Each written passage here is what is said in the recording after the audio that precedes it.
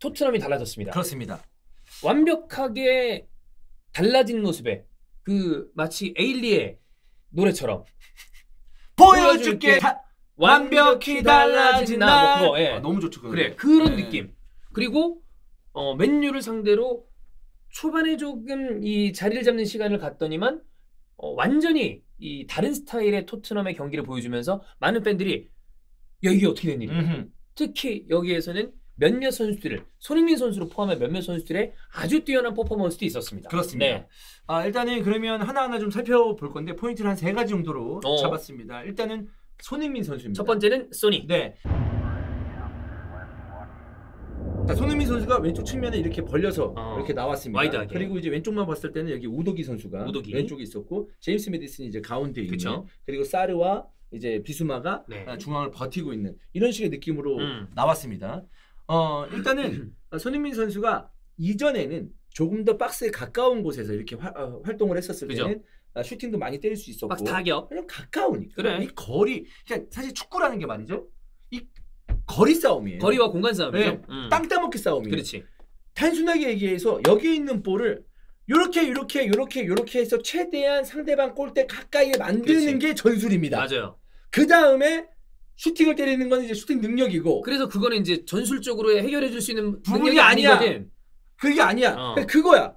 요렇게 땅 따먹고 요렇게 땅 따먹고 요렇게 땅 따먹어서 슈팅 때리는 게 축구다. 맞아요. 땅 따먹기다라고 볼 수가 있겠는데 어쨌든 손흥민 선수가 이전에는 한 이 골대와 박스 근처에서 놀았다면은 확실히 포스테코글루 감독 체제 아래서는 많이 이렇게 벌려서 있습니다. 그럼 벌려서 돌파도 할 수 있고 안쪽으로 들어올 수 있고 패스도 할 수 있다. 즉 이제 손흥민 선수를 봤을 때는 측면의 플레이메이커다 라는 식으로 생각하면 여러분들이 좀 편하지 않을까라는 생각인데 이날 경기에서 몇 가지 장면들을 좀 봤을 때 좀 좋았던 장면들이 뭐냐면 손흥민 선수가 이렇게 볼을 잡으면 역시 우도기 선수가 측면에 있던 우도기 선수가 안쪽으로 이 하프 스페이스 그렇죠. 딱 여기 이 부분 내 손바닥 여기 손바닥 보이시죠? 이게 하프 스페이스라고 보시면 됩니다. 뭐 이렇게 흔히 표현하기를 다 아시겠지만 이 필드 요거를 5개로 쪼갠다처럼 1, 2, 3, 4, 5 그러면 1번이랑 5번이 좌우측 사이드 3번이 한가운데 그 2번과 4번이 하프 스페이스라고 보시면 됩니다. 네, 이런 요 부분을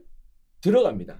그랬으면 이제 손흥민 선수가 여기 밀어주든가 우도기 선수 들어왔을 때 주고 받고 안쪽으로 들어오든가 이것도 좋죠. 이런 식의 어떤 느낌을 많이 보여줬었다. 그리고 우도기 선수에게 주지 않는다고 하더라도 여기에 공간이 생겼을 때 뒤쪽에 있었던 메디슨이 붙어준다거나 메디슨이 측면을 빠지면 사르라든지 비수마가 안쪽으로 들어와서 볼을 받아준다던가 이런 식의 어떤 움직임을 가져갔을 때 손흥민 선수가 거기에 연결해주는 역할을 잘해줬다라는 겁니다. 그래서 그런 부분에 있었을 때는 굉장히 좀 손흥민 선수의 역할이 이전보다는 좀 달라졌다라는 것을 볼 수 있겠고 안쪽에서 우도기가 볼을 잡습니다.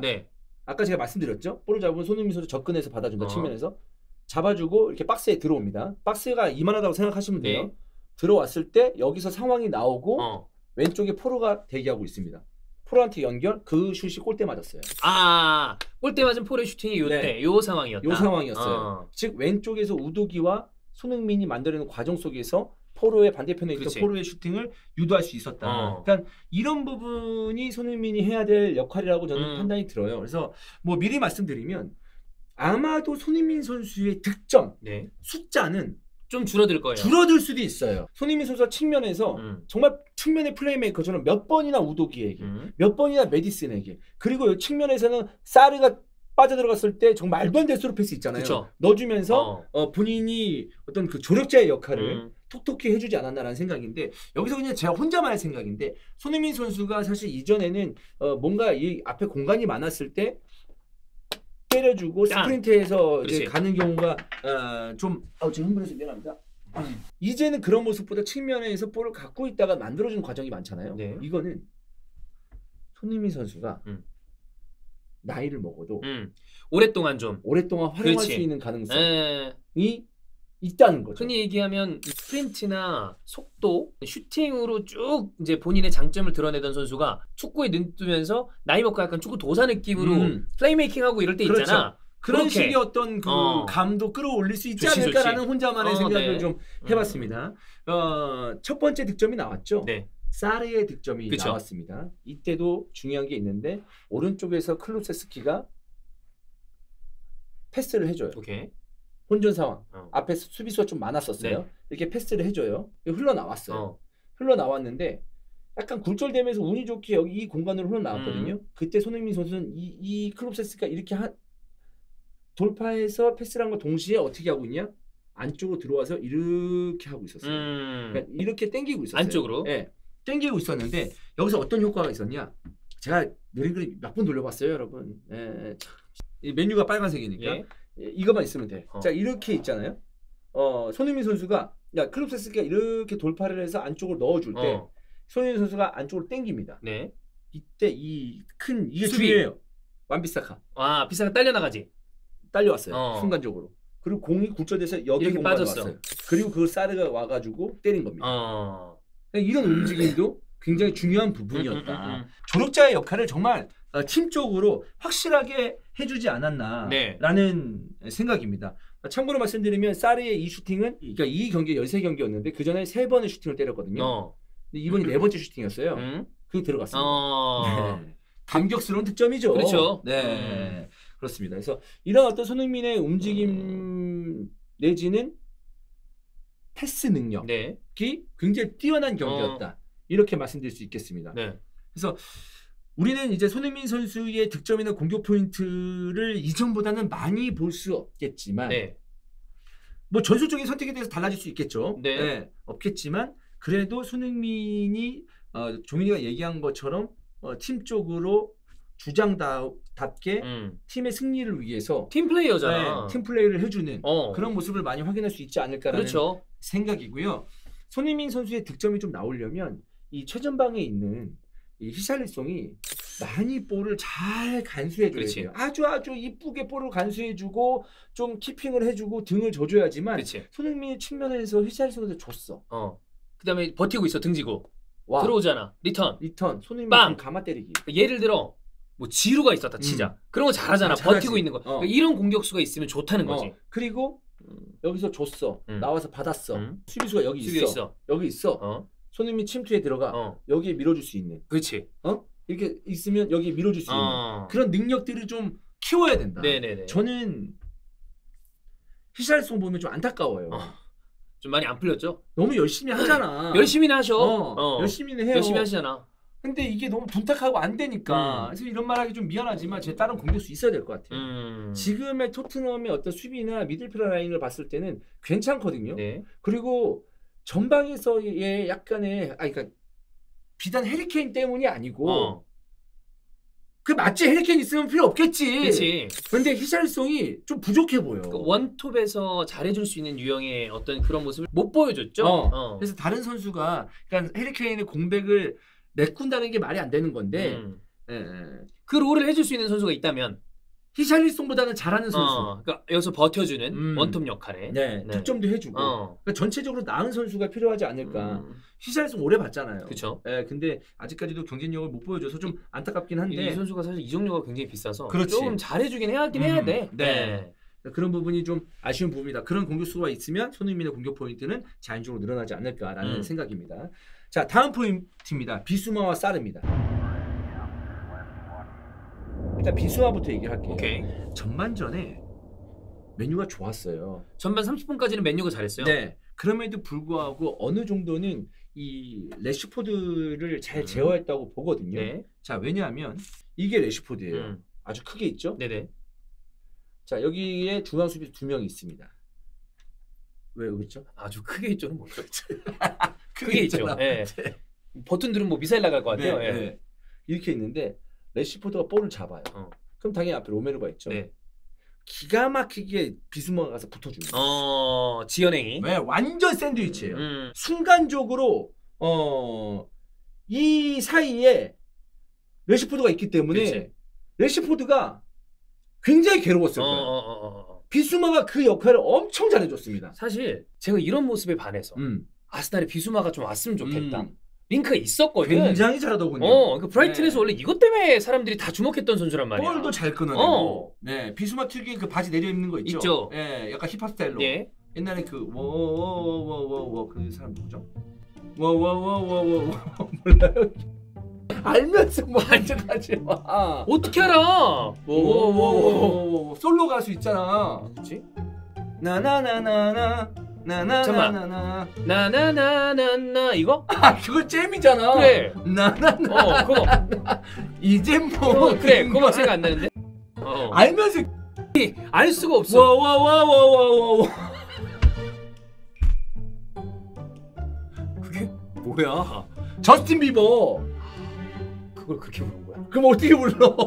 저스틴 비버 맞지? 맞아요. 와와와와와와. 네, 내려서 입어요. 네. 네, 내려서 입는 것처럼. 네.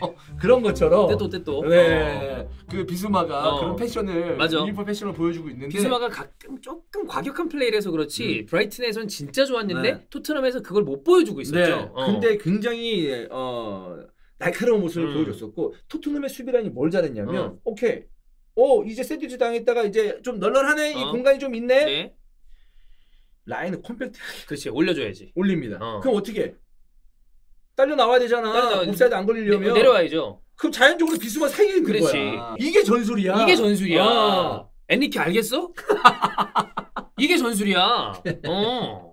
그래서 이런 상황들을 굉장히 잘 유도하지 않았나. 네. 그래서 비수마의 능력도 사리의 어떤 활동량도 굉장히 만족스러운 그런 경기였다라고 볼 수가 있겠습니다. 괜히 이 2-3-5 내지는 3-2-4-1 쓰는 감독들이 라인을 컴팩트하게 유지하는 게 아니잖아. 아니면 공간이 커버가 안 돼. 네. 네. 그래서 지금 이날 경기에서 비수마는 16번의 경합을 했고요. 경합. 10번의 승리를 가져왔습니다. 뭐 승률도 괜찮아요. 그렇습니다. 그리고 토트넘은 이 중원 미드필더, 그러니까 중앙 미드필더의 힘으로 75분 동안 상대 진영에서 터치 횟수를 맨유보다 5배 넘게 가져왔습니다.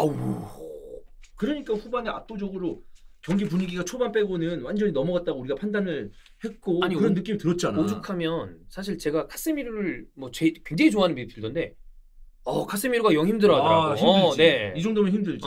비스마하고 사르의 이 중원에서의 엔진이 대단했었고 여기서 추가적으로 말씀드리면 후반에 후이비에르가 들어왔잖아요. 들어왔죠. 혹사당하지 않은 후이비에르는 좋은 모습을 보여줬었잖아요. 후이비에르한테 이제 아쉬워하는 건 그거죠. 공을 좀 앞으로 못 준다. 근데 만약에 지키는 용도로 쓴다면 저는 후이비에르는 괜찮은 용도가 될 수 있다고 봐요. 메디슨이 또 있으니까. 그렇지. 그러니까 후이비에르 들어오자마자 뭐야? 사르와 비스마 그리고 후이비에르? 네. 또 플러스 스킵. 중원이 굉장히 풍부해지는 거야. 그럼 이제 주전조가 있고 뎁스를 채워줄 만한 선수가 있다라고 생각을 하면 괜찮고 그리고 저는 이제 메디슨이 레스터시티 때 쭉 오래 보면서 이 선수가 뒤에서 좀 조립해주는 건 좀 아쉽지 않나라고 생각했는데 그거보다도 좀 더 좋은 모습이더라고. 그렇지. 더 좋죠 그러면. 네, 그렇습니다. 그래서 그런 부분들이 굉장히 인상적이었던 토트넘이었었고 네. 이제 마지막입니다. 수비입니다. 어떠한 선수 한 명을 얘기하기보다는 그러니까 어떠한 선수 한 명이 안 나오니까 그러니까 사람 하나 바뀌었을 뿐인데 이 정도로 수비가 달라질 수 있었나라는 생각이 들어요. 그건 이제 다이 아니에요? 그렇죠. 네. 그러니까 경기 초반에는 분명히 위기가 있었어요. 토트넘이. 맨유가 좀 몰아치는 분위기가 있었잖아요. 네. 한 2-30분 정도까지. 맨유로서는 운이 따라주지 않는 전반전이었다, 경기였다라고 볼 수 있는데 토트넘 입장으로서는 야! 그게 실력이고 토트넘 입장 왔을 때는 그게 우리의 수비력이야. 이렇게 말하면 골 못 넣은 팀 입장에서는 뭐 이제 할 말이 없는 거죠. 네. 반더벤과 로메로 거기에 뒤에 비카리오까지. 지금 말을 많이 하다 보니까 좀 흥분했네요. 비카리오까지. 네. 그래서 이런 수비 라인이 있었기 때문에 어쨌든 이 초반에 맨유가 몰아붙였을 때 실점을 했다면은 정말 토트넘이 무너질 수도 있었는데 버텨낼 수 있는 힘이 이 세 명의 선수에게 에서 느껴졌다. 비카리오 좋더라고. 너무 좋았죠. 좋았어요. 네. 맨유가 사실 얼만큼 경기가 안 풀렸냐면 맨유는 토트넘전에서 전반전에 토트넘 박스 안에서 27번의 터치를 가져갔습니다. 27번. 이 기록은 21-22 시즌 이후 이날 경기보다 더 많은 터치를 전반에 가져간 적이 없어요. 박스 안은 잘 공략했다는 얘기야. 들어오기는 무지하게 들어왔다는 얘기야. 거네, 안에서 들어왔다는 거야. 근데 이제 버틴 거지. 버틴 거네. 버틴 거라고 볼 수 있죠. 네. 그리고 맨유는 이 경기에서 전반에 14개의 슈팅을 기록했는데 14회 슈팅. 네. 2008년 10월 에버튼과의 경기. 그때 15번 했거든요. 네. 그날 이후에 최다입니다. 그러니까 슈팅도 많이 가져갔고 터치도 많이 했는데 결국에는 무실점으로 네. 틀어 막았다. 원정 경기에서. 원정에서. 원정 기준. 네, 원정에서 한 이 OT는 워낙에 그 또 승률이 이후에- 좋으니까. 그 이후부터 가장 많은 슈팅을 기록한 경기. 원정이 이제 전제입니다. 네. 비카리오 스탯 선방 6회, 박스한 선방 4회. 4회. 득점 저지 1.46. 이게 득점 저지가 XGOT라고 해가지고 네네네네. 이 XG하고 XG는 공격수 버전이잖아요. 그렇죠. 반대되는 거겠지. XGOT는 골키퍼 버전입니다. 그러니까 expected goals on target. 온 타겟. 유효 슈팅만 봤을 때 네. 이 골이 얼마만큼 막기 어려운 골이냐라는 것을 알 수 있는 거죠. 이게 1.46이라는 것은 한 골이 넘어가잖아. 그럼 0골이잖아. 네. 먹었어야 됐다는 거야. 그러니까 먹을 골을 건져냈다는 거야. 그렇지. 한 골, 그러니까 1.46골 정도는 한 골 이상은 들어갔어야 되는 건데 그걸 건져낸 거지. 왜냐 무실점했으니까. 그러니까 그래서 비카리오의 선방도 또 굉장히 좋았다. 비카리오. 네. 그런 식의 어떤 그 상황들이 다 결합되면서 이날 경기에서 승리할 수 있었다. 네. 라는 것을 말씀드립니다. 자, 그러면 정리해 보면 소니의 플레이가 농익은 느낌으로 그렇죠. 와이드 플레이메이커가 이 돼준 모습이 좋았고 미드필더에서 비수마와 파페사르가 아주 좋은 모습을 보여줬으며 이 특히나 비수마의 이 공간에 대한 어떤 커트 그렇죠. 이런 거 그리고 상대방 에이스를 중앙 수비수와 함께 묶어내는 그런 어떤 그 능력. 네. 그리고 아까 얘기했었던 반더벤 로메로 비카리오로 이어지는 수비 라인. 네. 근데 이런 거를 다 지금 종합해서 만들어내고 있는 건 포스테코글루다. 예. 토트넘이 굉장히 좋아졌습니다. 이게 어느 정도까지 물론 이것도 초반이기 때문에 어디까지 갈지 모르겠어. 네, 또 상대에 따라서 어느 정도 이걸 버텨낼 수 있을지는 봐야 되겠지만 지금 토트넘 최근 몇 년 동안 사실 경기력이 좀 지지부진했잖아요. 결과와 별개로. 경기만 놓고 봤을 때 굉장히 고무적이다. 이렇게 보면 될 것 같습니다. 좋습니다.